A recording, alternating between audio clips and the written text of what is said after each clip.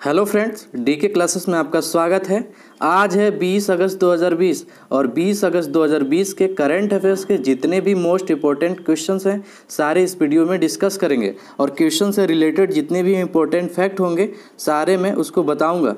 तो चलिए वीडियो को स्टार्ट करते हैं। यदि आप मेरे चैनल पर नए हैं तो मेरे चैनल को सब्सक्राइब जरूर कर लीजिएगा और बेल आइकन को दबाना मत भूलिएगा। तो चलिए स्टार्ट करते हैं। हाल ही में विश्व मानवतावादी दिवस कब मनाया गया है?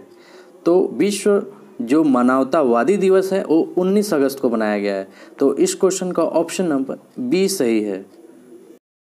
हाल ही में आई रिपोर्ट के अनुसार पर्यटन में इस्तेमाल किए जाने वाले हाथियों की संख्या में कौन शीर्ष पर है?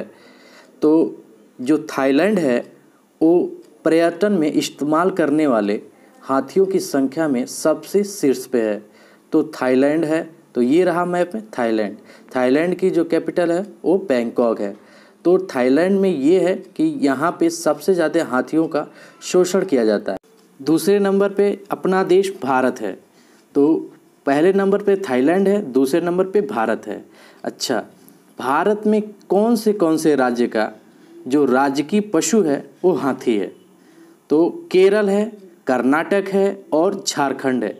ये तीन राज्य जो हैं ये राजकीय हाथी के रूप में अपना घोषित किया है। तो इस क्वेश्चन से आपको इतनी जानकारी रखनी है। चलते हैं नेक्स्ट क्वेश्चन की तरफ। हाल ही में किस आईआईटी में लोक कला अकादमी का उद्घाटन किया गया है? तो आईआईटी खड़गपुर में लोक कला अकादमी का उद्घाटन किया गया है। तो इस क्वेश्चन का ऑप्शन नंबर बी सही है। तो चलते हैं नेक्स्ट क्वेश्चन की तरफ। हाल ही में मड़ुआडीह रेलवे स्टेशन का नाम बदला गया है, यह किस राज्य में है? तो जो मड़ुआडीह रेलवे स्टेशन का जो नाम बदला गया है वह उत्तर प्रदेश में है। तो इस क्वेश्चन का ऑप्शन नंबर सी सही है। ये जो मड़ुआडीह रेलवे स्टेशन है तो आपको नाम से नहीं लग रहा होगा कि यह उत्तर प्रदेश में होगा।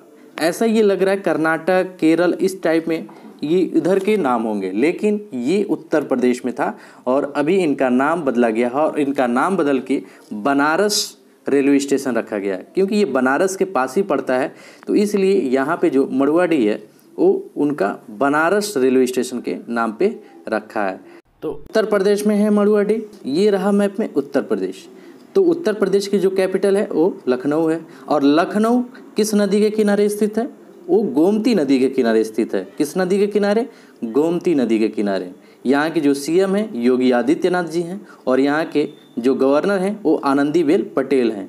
तो मैंने कल भी बताया था जो आनंदीबेन पटेल हैं वो मध्य प्रदेश के भी गवर्नर हैं, क्योंकि वहाँ के अभी गवर्नर थे लालजी टंडन जी, अभी उनका निधन हो गया है। तो मध्य प्रदेश का जो कार्यभार है वो आनंदीबेन पटेल जी ही देख रही हैं। उत्तर प्रदेश की राजकीय पशु क्या है? बारहसिंगा। राजकीय पक्षी क्या है? तो सारस या क्रोंच। राजकीय पुष्प क्या है? तो पलाश। तो राजकीय वृक्ष क्या है? अशोक का पेड़।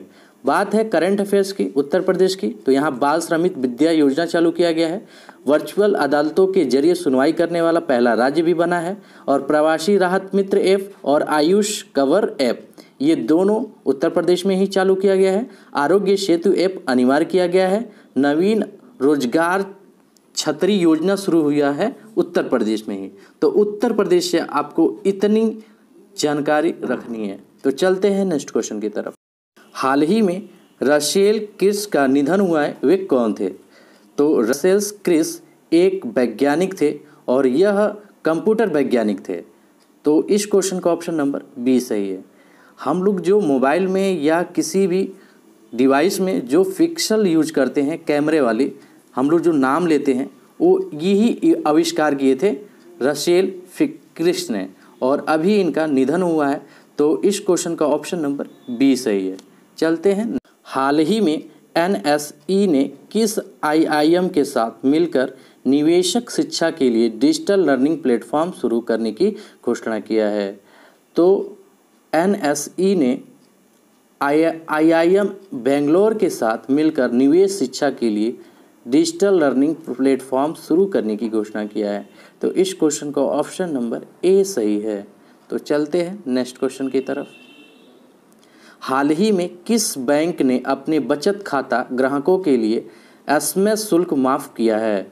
तो जो एसबीआई है वही अपने बचत खाता ग्राहकों के लिए एसएमएस शुल्क माफ़ कर दिया है? तो इस क्वेश्चन का ऑप्शन नंबर सी सही है। हाल ही में किस राज्य सरकार ने स्मार्ट टावर बनाने के लिए आईआईटी दिल्ली और टाटा प्रोजेक्ट्स लिमिटेड के साथ समझौता किया है? तो दिल्ली राज्य सरकार ने स्मार्ट टावर बनाने के लिए आईआईटी दिल्ली और टाटा प्रोजेक्ट लिमिटेड के साथ साझेदारी किया है।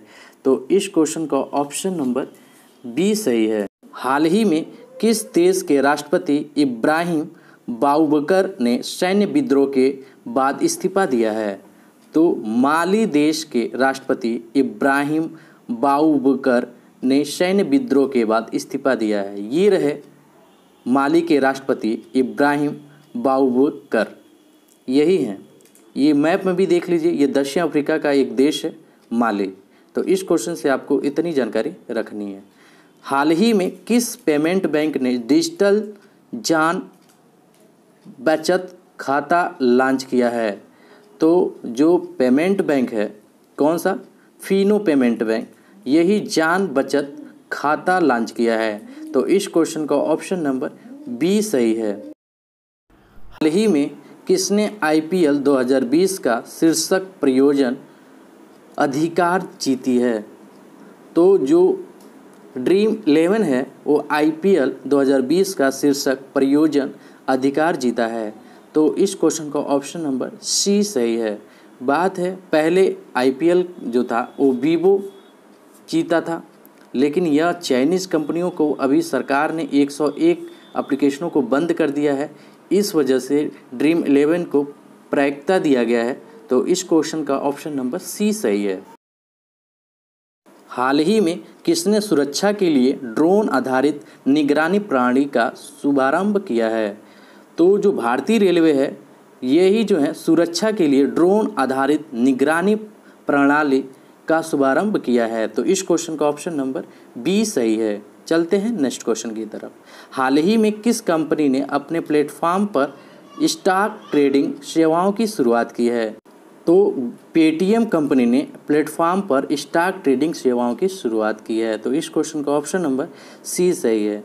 पहले पेटीएम से हम लोग केवल म्यूचुअल फंड ही इन्वेस्ट कर सकते थे, लेकिन अब इस थ्रू स्टॉक ट्रेडिंग से भी हम अब चालू कर सकते हैं। तो इससे आपको इतनी फ़ायदा है। तो चलते हैं नेक्स्ट क्वेश्चन की तरफ। हाल ही में जारी ARIIA 2020 रैंकिंग में कौन शीर्ष पर है?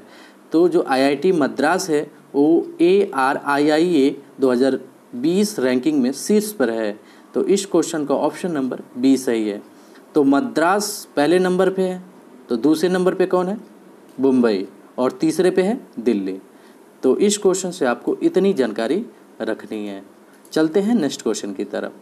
हाल ही में माइक्रोसॉफ्ट रिसर्च लैब ने किस जनजाति भाषा के लिए मशीन अनुवाद उपकरण विकसित किया है? तो गोंडी जो जनजाति है उनके लिए माइक्रोसॉफ्ट रिसर्च लैब ने एक जनजातीय भाषा के लिए मशीन अनुवाद उपकरण विकसित किया है। तो इस क्वेश्चन का ऑप्शन नंबर सी सही है। करंट अफेयर्स का यह सेशन हमारा यहीं समाप्त होता है। यदि आप मेरे वीडियो को पसंद करते हैं, आपके लिए यूजफुल है, तो आप स्टडी ग्रुप में और अपने मित्रों और परिचितों के साथ यह वीडियो शेयर ज़रूर करें। और फिर तब कल मिलते हैं, तब तक के लिए जय हिंद।